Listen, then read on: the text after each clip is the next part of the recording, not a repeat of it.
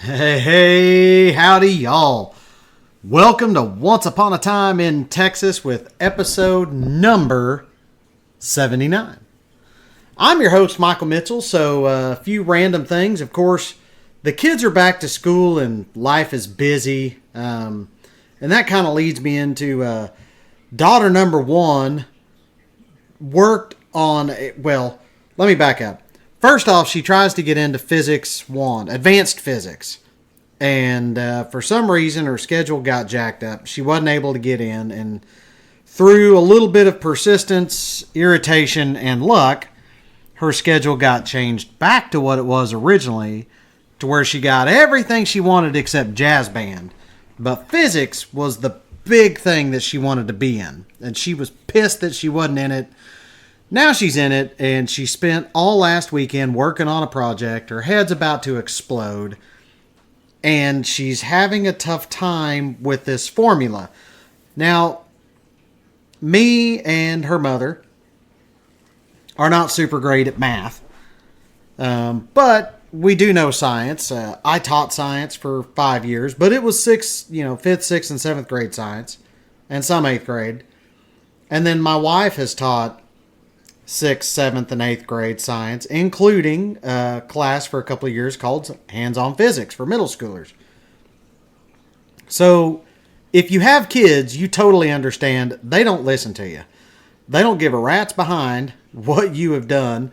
And so anyway, Lorelai's head's about to explode. She is upset because she can't quite figure out this formula and get the math right. So I called a friend of mine who just happens to be a math professor at Midwestern State University. Super great guy, fellow Eagle Scout. We go over to he and his wife's house, which is a beautiful house. Both of them are friends of mine. And, he's a PhD in math. And so they sit down, they figure this out. And Lorelai comes away going, okay, I've got a good grasp on this. The high school teacher tells her she's wrong yesterday. And apparently Lorelai kind of argues with the physics teacher a little bit. And they finally come to an agreement that what she came up with, with my friend Dr. Hood, was kind of correct, but not really what they were looking for. And so after school, she had to go meet with her physics teacher and I guess get it figured out the way that they wanted it.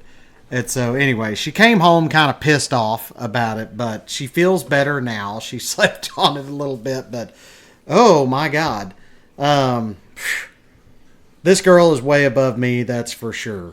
Color guard is starting up, so daughter number 2, Shanna, is doing color guard, and that's been fun. There's surprisingly not a lot of drama with it. Apparently they've already got their silks. They call them their silks. I call them flags, but I guess they call them their silks. Those have come in. They're practicing with them, and they're just super excited. My son, he's in 7th grade. Raylan, he's doing well in school. Just having a ball. He's kind of got the run of the school, and all his teachers love him apparently. And overall, all 3 kids are just, doing very well, doing well in scouts. Daughter number 1, we're in the middle of her Eagle project, working on it. Daughter number 2, she's not far away from getting to her next rank and then being able to work on her Eagle project, probably in the next year. And then my son, he's kind of in the same boat, but he's also not as old as daughter number 2. And so we're kind of throttling him back a little bit. So other than that, still working on the city revitalization stuff here in Wichita Falls. I've taken over as the president of Southwest Rotary. Wherever you are in the world, I really do encourage you guys to go look up a Rotary Club, go visit, and just see what they do. Because what a cool worldwide organization, and I'm thrilled to be a part of it. All right. So, there are state animals for pretty much every state in the union, and I got to wondering about which animals represented Texas. And we have some interesting ones to say the least. And of course, we have to hit on a few famous animals from Texas as well. So before we jump into this, as always, I want to thank our sponsors, me and Victory Home Loans. I know there are lots of people moving to and in Texas and Oklahoma, and I know a lot of y'all out there do too. So let me help them out. Send them my way because I'm an independent mortgage loan originator. I'm not a bank. I'm independent. I work with Victory Home Loans, and we work with about 23 to 25 other wholesale lenders. Some of them are very specific, so like reverse mortgages or just land, things like that. But the majority of them do your normal mortgages, so conventional, FHA, USDA, VA, all those. I have access to all that. And typically, I won't say every time, but typically I can beat rates and terms as opposed to a normal bank and wherever you live, because we do have a whole lot more options. I won't say we cut out the middleman, because I am the middleman, because wholesale doesn't do directly to consumers, but I'm the one that does the shopping around to find the cheapest rate. So send them over my way, themichaelmitchell.com, michaelmitchell.com. And if I'm not licensed in the state that they're moving to, I am licensed in Texas and Oklahoma. If I'm not licensed in a state that they are moving to, Victory Home Loans does cover, I believe we're up to 16 states now. And, for the other 34 states, if my math's right. For the other 34 states, I've got friends in a lot of them that are brokers just like me, mortgage loan originators. So send them my way. Let's start the conversation. Now's a great time to be looking at buying houses. So let's go. Remember, when you work with me in Victory Home Loans, I sell dreams, not mortgages. Because who wants a mortgage, right? Nobody wants one. That's the hardest part of my job. But everybody wants a house, and you know what? If you're going to have a mortgage, you might as well have a good one. And that's why I'm here. Just love helping people out. So where did this week's idea come from? Well, I never really planned this stuff out. I was just talking to my buddy Michael Battolino at Rotary yesterday, and he said, "Man, what do you have planned out?" And I'm like, nothing. As a matter of fact, I kind of want to get inspired before tomorrow morning, which right now it's Tuesday morning, and this will be released on Wednesday. And I told him, I said, I just kind of come up with this crap on a whim, which is occasionally why I miss it, because either I get busy or something happens. But normally, much like my grandfather used to tell me about his sermons, he's just inspired by God. And I guess I'm just inspired by Texas. And so this stuff just kind of pops up, and I go, well, that's interesting. And then I also talk to other people. I've got Michael Battolino, another friend of mine, Michael Kurtz, and then I've got other people that go, you know what, you ought to do a podcast on whatever. And I go, you know what, I'll look into that. So anyway, this one this week is kind of a double whammy. First, my wife sent me a TikTok yesterday about a famous duck in World War II that became a sergeant in the United States Marine Corps. That is correct. Duck is not some super secret term for something else. I mean, like, seriously, a quack, quack, Aflac, like, duck. So, that's right, folks. This duck in World War II became a sergeant in the United States Marine Corps. I can't make this shit up. And so we're going to be talking about it in this podcast. But then I saw something about different state animals for different states. They've also got different birds and mammals and insects and trees and flowers and blah, blah, blah. And I thought, well, there's a podcast idea. And then I got a wild hair and wondered about famous or celebrity animals from Texas. And, well, here we go. Here's a podcast for you. So let's learn you a little something. First off, let's start with this duck in World War II called the Devil Duck, but also affectionately named Sergeant Siwash. This story comes from a November 23rd, 2022 article in the Marine Corps Times and can be found at marinecorpstimes.com. And it reads, on November 20th, 1943, 18,000 Marines were met with withering fire poured out by elite troops of the Imperial Navy's Special Naval Landing Force. The attack on Betio, I think I'm saying that right, Betio. I may not be saying that right. If I'm not saying it right, just know I'm an idiot. So this was the largest and southernmost island on the Tarawa Atoll, required a direct assault on the beachheads by U.S. Marines. On that day, alongside those Marines clutching the beachhead amid a lethal hailstorm of mortars, machine gun, and rifle fire was a duck. It was won in a raffle at a New Zealand pub by Sergeant Francis Pappy Fagan. The duck was given the rank of sergeant and named Seawash after Sergeant Jack Seawash Cornelius of Skagit County, Washington. According to the Marine Corps Chevron, Cornelius acquired the nickname due to it sounding similar to his home county's name.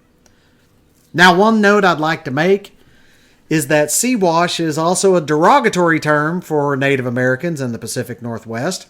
I did not know that until I started kind of doing this podcast and reading this article, because I haven't heard that term.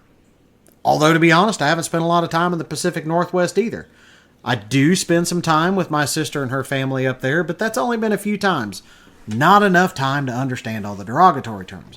So it's hard to say if the Marines really named him after this Jack Cornelius guy, or if they were just being insensitive. So I know a few Marines, and I suspect that, they were just being insensitive because they don't care.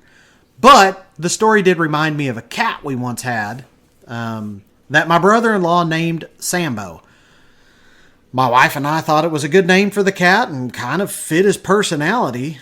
We only found out later that the term was derogatory and came from an old book called Little Black Sambo. And it's a racist term. We didn't know that. And so really it came down to my brother-in-law being a butthole and laughing his ass off every time we stood on the back porch yelling, Sambo, come on, Sambo. I have no idea if the neighbors knew we were idiots or not, but Sambo died a few years after getting him. The vet said it was a tumor on his heart. I suspect it was just embarrassment at the stupidity of his owners, and there we go. So a little bit about me. Moving on. Anyway, so becoming the second Marine Division's unofficial mascot, the duck followed Fagan everywhere he went, developing a penchant for guzzling beer just like her owner. Of course, why not? You have a duck that's in the Marines, it must drink. So Seawash just can't pass up a free drink, Fagan told the Pittsburgh Post-Gazette in 1944. A long one and a short one is her limit, but she doesn't know it. She won't touch draft beer, though, and it's got to be warm beer, the way it was in New Zealand. So while the devil duck was beloved by her men, it was her actions on Tarawa on the second day of the invasion that cemented her place in Marine Corps lore. By the end of the first day, the Marines had a tenuous hold on all three landing zones, designated Red 1, Red 2, and Red 3. From this precarious position, General Julian Smith radioed General Holland Smith mid-afternoon, stating, successful landings on beaches Red 2 and 3, toehold on Red 1, the situation is in doubt. Corralled onto the narrow beaches, no units had penetrated more than 70 yards inshore by nightfall. Being driven back into the sea was a legitimate threat. Protected by coral reefs, the flat, small island was one of the most heavily fortified in the Pacific, and because of the island's geography, the nearly 5,000 Marines would have no immediate room to maneuver. For the duck, however, the situation was never in doubt. Channeling Colonel David Shoup report, casualties many, percentage of dead not known, combat efficiency, we are winning. The duck reportedly locked eyes with the Japanese rooster and took the enemy encounter into her own webbed feet. The rooster didn't have a chance, Fagan later related to the St. Louis Post-Dispatch. Seawash whipped him and chased him 30 feet up the beach. While there was initial talk among the Marines of rewarding the duck with a Purple Heart, she was eventually cited for bravery. The Marines initially believed the she was a he until the duck, of course, began to lay eggs. They kept her anyway. So for courageous action and wounds received on Tarawa in the Gilbert Islands, November 1943, with utter disregard for his own personal safety, Seawash, upon reaching the beach, without hesitation engaged the enemy in fierce combat, namely one rooster of Japanese ancestry, and though wounded on the head by repeated pecks, she soon routed the opposition, the citation reads. She refused medical aid until all wounded members of her section had been taken care of. From there on, the duck served during the Battle of Saipan, this time from the safety of a destroyer, and the Battle of Tinian.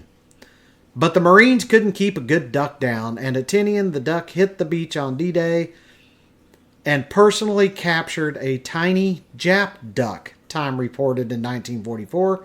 After Tinian, however, the duck's war was over. Upon returning home, the Devil Duck was given a hero's welcome before parting with Fagan to live out the rest of her days at Chicago's Lincoln Park Zoo.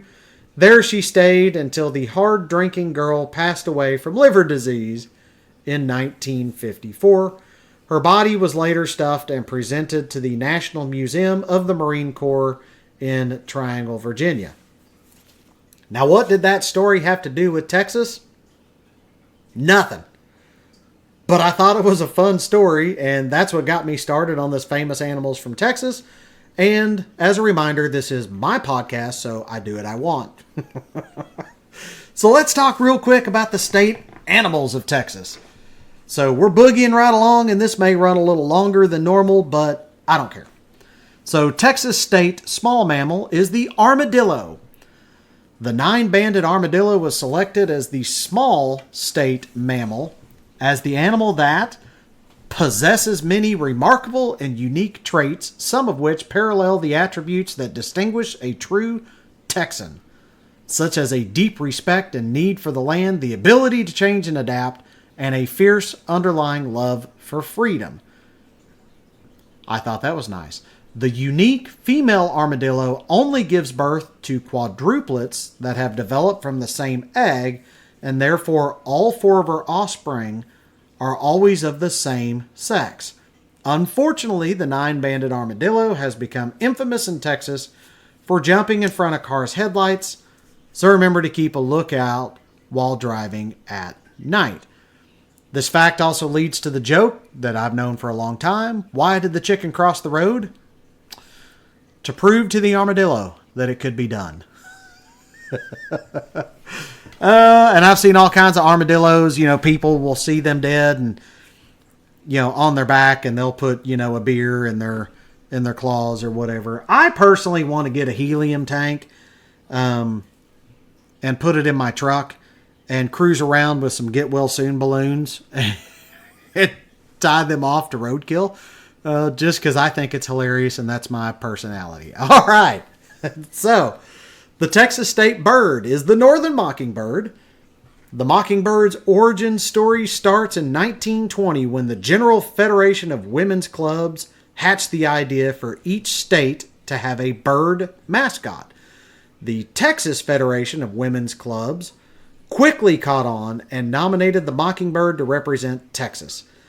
The nomination was extremely popular, and the Texas state legislature noted that the mockingbird was the most appropriate species for the state bird of Texas, as it is found in all parts of the state, in winter and in summer, in the city and in the country, on the prairie and in the woods and hills, and is a singer of a distinctive type, a fighter for the protection of his home, falling, if need be, in its defense, like any true Texan. So on January 31st, 1927, Governor Dan Moody approved the measure, and Texas became the very first state to choose a state bird, because we are leaders. And by God, if we want a state bird, we will have one. The Texas state large mammal is, of course, the longhorn. In 1995, the Texas longhorn was signed into law as Texas's largest state mammal by then Governor George W. Bush, who would become president later. The largest mammal in Texas, longhorns are descendants of the cattle first introduced to North America by Christopher Columbus in 1493 or 2, depending on whatever you believe. Known for its ability to swim rivers, survive the desert sun and winter snow, and travel many distances without food and water, the longhorn became a symbol of the Texas cattle drives in the 1860s and 1870s. During the quarter century following the Civil War, 10 million longhorns were driven north from Mexico into Texas and were almost bred out of existence. That would have been sad.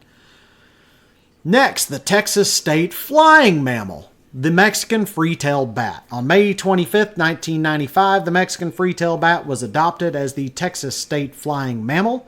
The intelligent and unique mammal lives in caves in the southern U.S. and Central and Southern America. 20 miles from downtown San Antonio hosts the largest concentration of these bats in the world in an area known as Bracken Cave.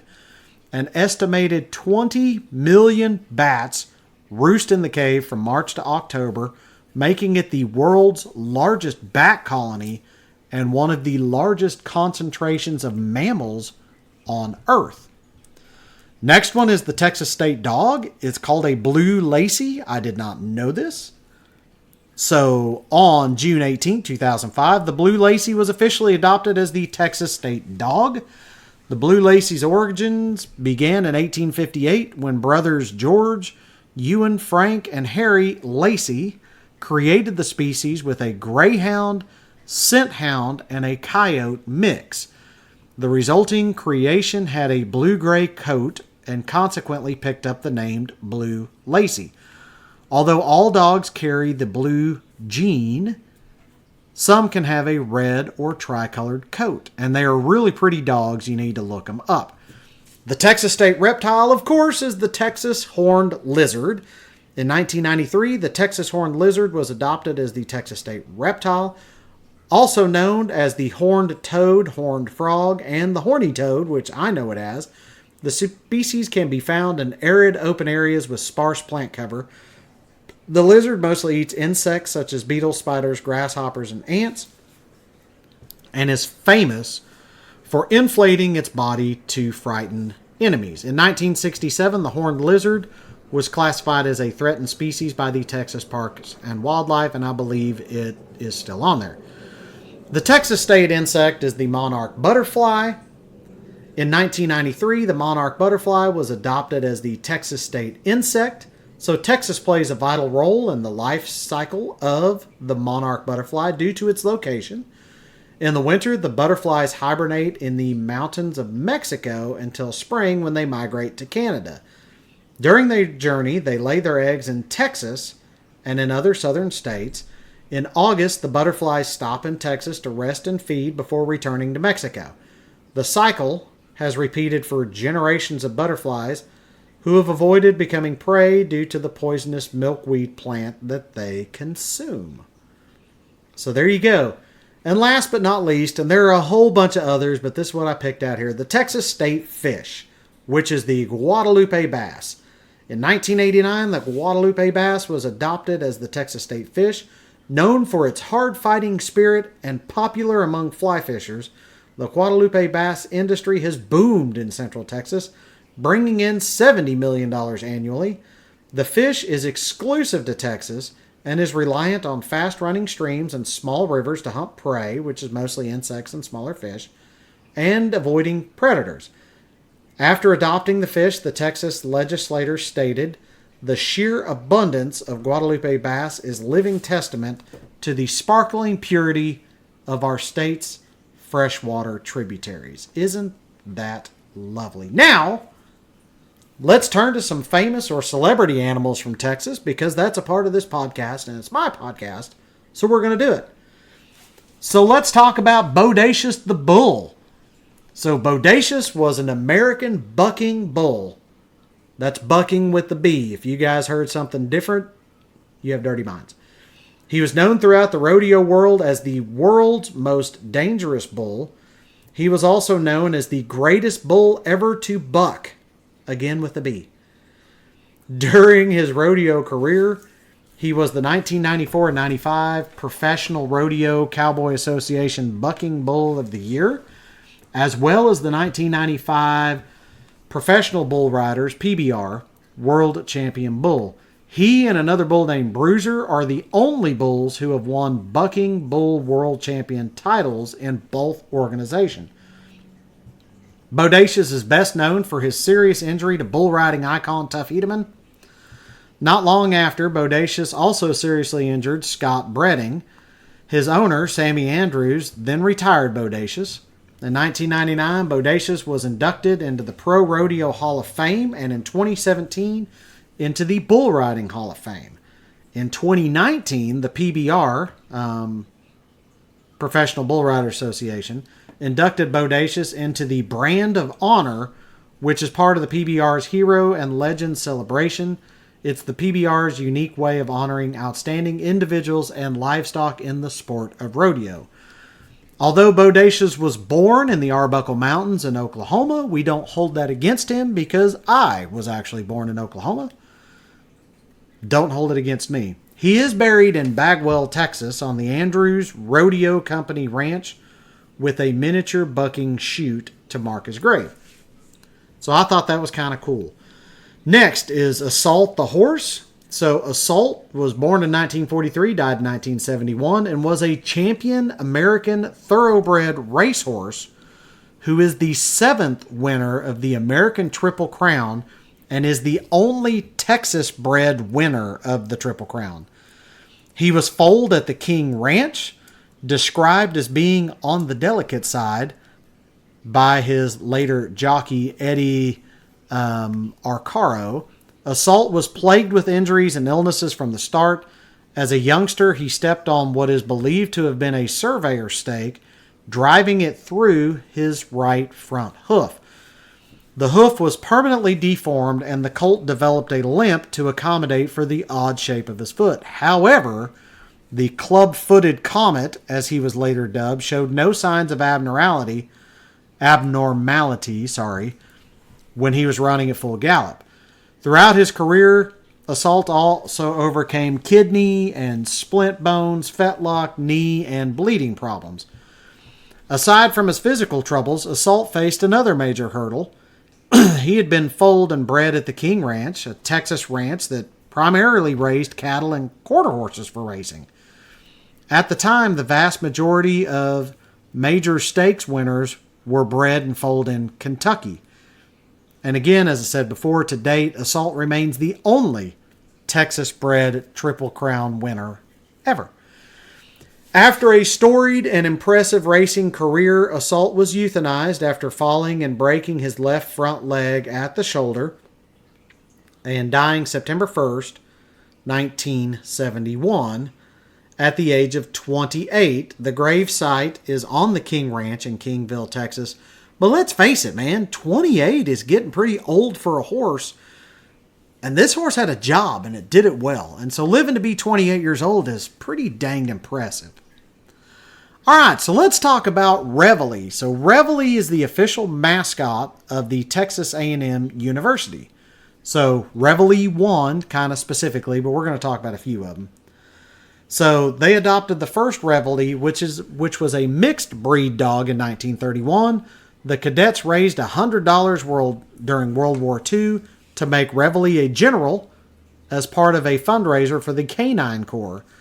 Reveille is the highest-ranking member of the Texas A&M Corps of Cadets. 8 years after the first Reveille died, a graduate of the university donated a Shetland sheepdog to be the second official Aggie mascot, named Reveille II. The third Reveille was the first to be a purebred rough collie, and all subsequent mascots have belonged to that particular breed. So when Reveilles die, the Reveilles are buried in a special cemetery located outside the north end of Kyle Field, the football field. The bodies are laid facing the south end zone and the scoreboard.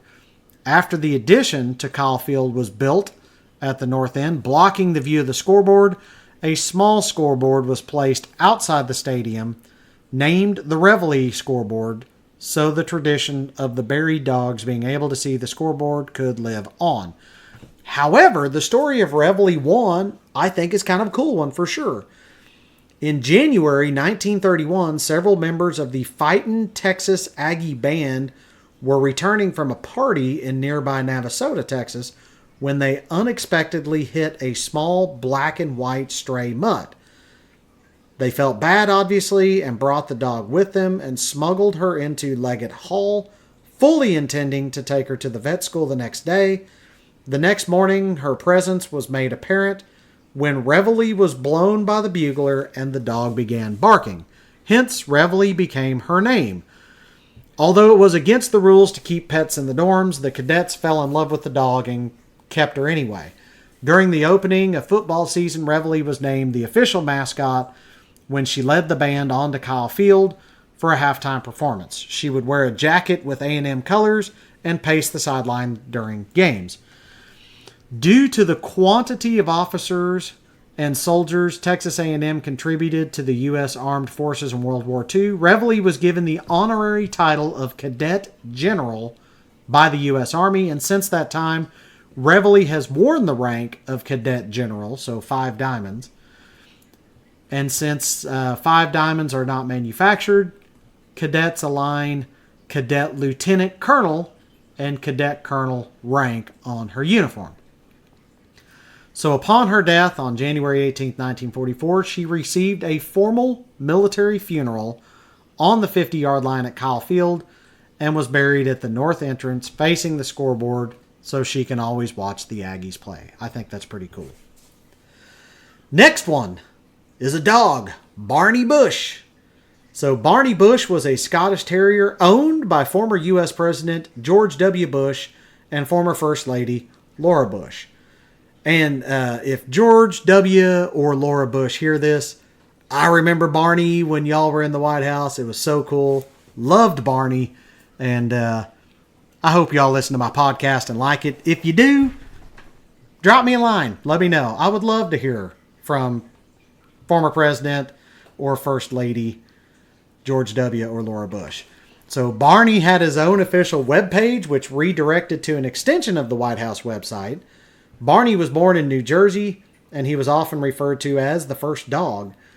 One of the funniest things, though, is Barney was featured in several films that go by the name of Barney Cam and were made by the White House staff. And they basically just strapped a little camera to Barney, and Barney just ran all over the White House wherever the hell Barney wanted to go.